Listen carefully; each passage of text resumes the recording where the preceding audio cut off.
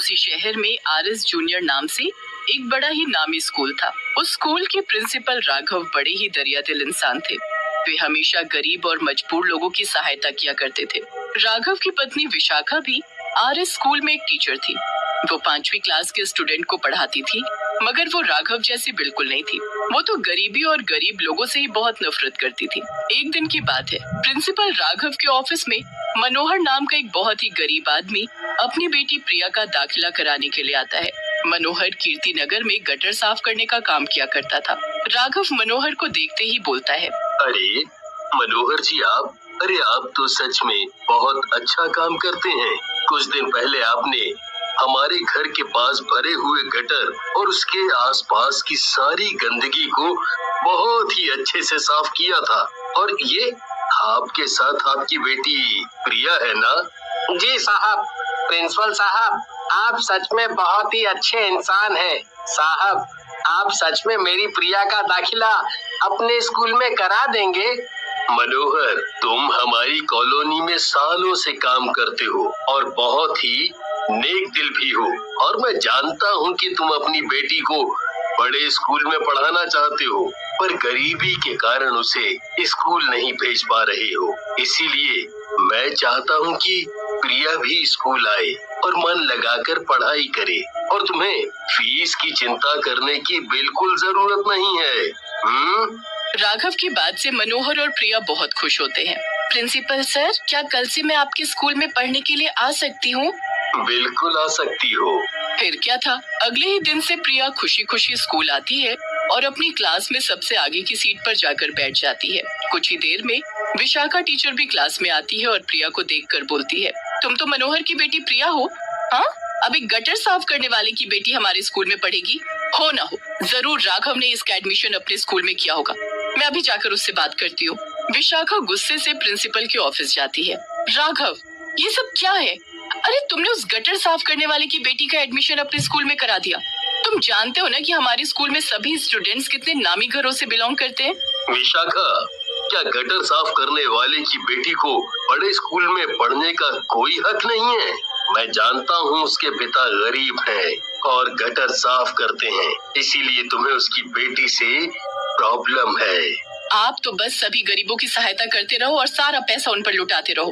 ऐसा बोलकर विशाखा गुस्से में वहाँ से चली जाती है और अपनी क्लास में जाकर प्रिया से बोलती है, प्रिया, अपना बैग उठाओ और सबसे पीछे की सीट पर जाकर बैठो, और अगर गलती से भी आगे की सीट पर बैठी ना, तो मैं तुम्हारा वो हाल करूंगी कि तुमने कभी अपने सपने में भी नहीं सोचा होगा।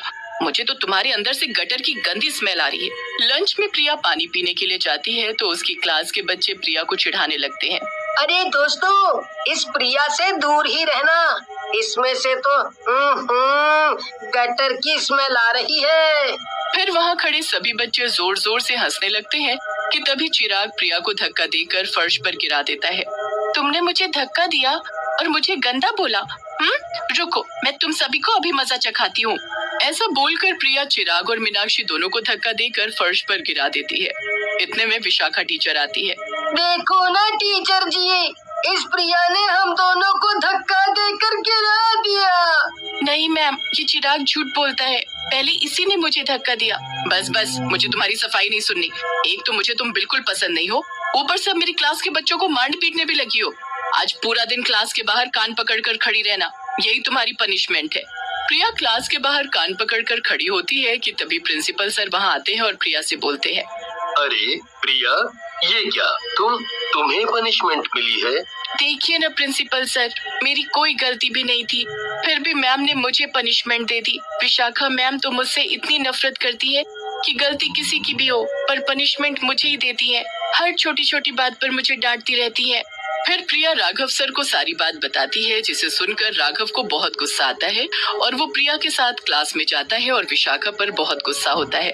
विशाखा मैम, मुझे आपसे ये उम्मीद नहीं थी। प्रिया की गलती भी नहीं थी और आपने उसे पनिशमेंट दे दी। उसके फादर गरीब हैं, गटर साफ करते हैं, इसलिए आप उससे इतनी नफरत करती हैं। ऐसा बर्ताव तो कोई जानवर से भी ना करे। फिर ये तो इंसान है। आगे से आप प्रिया को या किसी भी बच्चे को ऐसी पनिशमेंट नहीं देंगी, ओके? ऐसा बोलकर सर अपने ऑफिस में चले जाते हैं। उनके जाते ही विशाखा को बहुत गुस्सा आता है और वो मन में बड़बड़ाते हुए बोलती है, आज इस गटर साफ करने वाली की बेटी के लिए राघव ने मुझे इतना सुनाया। इस लड़की को तो मैं छोड़ूं। अगले ही दिन क्लास में चिराग और मीनाक्षी आपस में धीरे धीरे बातें कर रहे होते हैं। ये दोनों आपस में क्या फुसफुसा रहे हैं? टीचर जी, आपको पता है हमारे स्कूल के पीछे वाले तालाब में ना जाने कहां से कुछ मगरमच्छ आ गए हैं। वे बहुत ही खतरनाक हैं। तालाब में मगरमच्छ? फिर तो मैं भी जाऊंगी उन्हें देखने, और आप सभी स्टूडेंट्स को भी मगरमच्छ दिखाकर लाऊंगी। तो फिर सब मगरमच्छ देखने जाने के लिए रेडी हैं? क्लास के सभी बच्चे मगरमच्छ देखने जाने के लिए बहुत खुश हो जाते हैं, और जैसे ही स्कूल की छुट्टी होती है, विशाखा मैम अपनी क्लास के सभी स्टूडेंट्स को तालाब के पास ले जाती है, और जैसे ही मगरमच्छ दिखाई देता है, वो बच्चों को मगरमच्छ दिखाने लगती है। देखो स्टूडेंट्स, कितने खतरनाक मगरमच्छ हैं। अब चलो सभी अपने अपने घर जाओ, नहीं तो घर पहुंचने के लिए लेट हो जाओगे। प्रिया, तुम मेरे साथ चलना।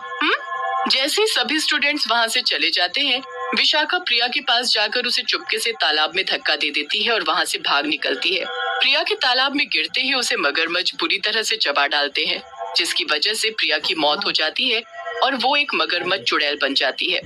उसी रात विशाखा अपने कमरे में सो रही होती है कि तभी किचन से अजीब सी आवाज आती है। राघव किचन से न जाने कैसी डरावनी आवाज आ रही है। तुम जाकर देखो ना। मुझे तो कोई अजीब आवाज सुनाई नहीं दे रही।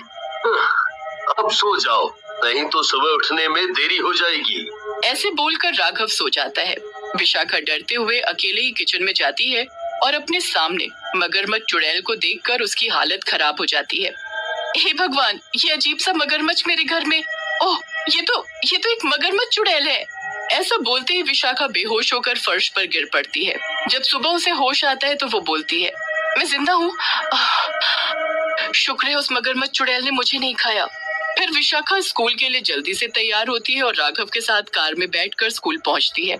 कुछ देर बाद राघव विशाखा की क्लास में आता है और बोलता है, आज प्रिया स्कूल नहीं आई है। हो सकता है उसकी तबीयत ठीक ना हो, इसलिए वो स्कूल नहीं आई हो।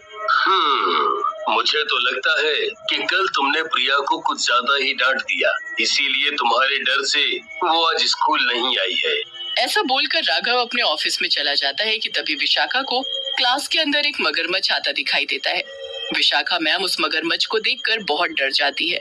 विशाखा मैम मगरमच्छ को चुड़ैल के रूप में देखकर काफी डर जाती है और जोर जोर से चिल्लाने लगती है, हे भगवान, ये मगरमच्छ चुड़ैल मेरी क्लास में भी आ गई। अरे कोई तो मुझे इससे बचाओ, कोई तो मुझे इससे बचाओ, कोई तो मुझे इस चुड़ैल से बचाओ, नहीं तो ये मुझे चबा डालेगी। विशाखा मैम को ऐसे चिल्लाते देख सभी बच्चे हैरान हो जाते हैं, क्योंकि विशाखा मैम के अलावा किसी को वो मगरमच्छ चुड़ैल दिखाई नहीं देती है। कुछ देर में वो मगरमच्छ चुड़ैल गायब हो जाती है। मगरमच्छ चुड़ैल के डर से विशाखा मैम पसीने पसीने हो जाती है और वो घबराती हुई वॉशरूम में जाती है। विशाखा वॉशरूम में जाकर अपना मुंह धो ही रही होती है कि उन्हें शीशे में अपने पीछे फिर से वही मगरमच्छ चुड़ैल दिखाई देती है। अरे तुम मेरे पीछे क्यों पड़ी हो, और तुम सिर्फ मुझे ही क्यों दिखाई दे रही हो? क्या हुआ विशाखा मैम जी, आपको आज मुझसे बड़ा डर लग रहा है? पर कल तक तो आप मुझे बहुत बुरा भला बोल रही थी, मुझे पनिशमेंट देकर बहुत खुश होती थी। आज मेरी बारी है, अब मैं आपको खूब सताऊंगी। तुम प्रिया हो ना, इसलिए तुम ऐसा बोल रही हो ना? सही पहचाना विशाखा मैम, मैं प्रिया ही हूँ। आपकी वजह से मेरी ये हालत हुई है। अब मैं आपको काट कर एक मगरमच्छ चुड़ैल बना दूंगी। विशाखा भागते हुए अपनी क्लास में जाकर बैठ जाती है कि तभी राघव विशाखा की क्लास में आता है और बोलता है, प्रिया के पिता मनोहर हमारे स्कूल आए हैं और उनका कहना है कि प्रिया कल स्कूल के बाद से उनके घर नहीं पहुंची है। विशाखा चिल्लाते हुए बोलती है, ये तुमने क्या प्रिया लगा रखा है? इस प्रिया की बच्ची ने तो मेरा जीना हराम कर दिया है। जहाँ देखो मुझे चुड़ैल के रूप में दिखाई दे रही है, और वो भी कोई ऐसी वैसी चुड़ैल नहीं, एक मगरमच्छ चुड़ैल के रूप में मेरे पीछे पड़ी है। विशाखा अपने मुंह पर हाथ रखती है और बोलती है, हे भगवान, ये मैंने क्या बोल दिया?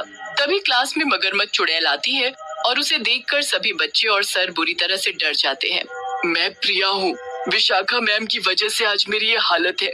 विशाखा मैम, आप खुद सब सच सच बताएंगी या मैं आपको काट कर खा जाऊं? मुझे माफ कर दो प्रिया, मैं सबको सच सच बता दूंगी, पर तुम मुझे काट कर मगरमच्छ चुड़ैल मत बनाना। फिर विशाखा मैम राघव और मनोहर को सब कुछ बता देती है। विशाखा की इस हरकत से राघव को बहुत गुस्सा आता है और वो तुरंत ही पुलिस को फोन करके विशाखा को पुलिस के हवाले कर देता है। विशाखा भी अपनी इस हरकत पर बहुत शर्मिंदा होती है।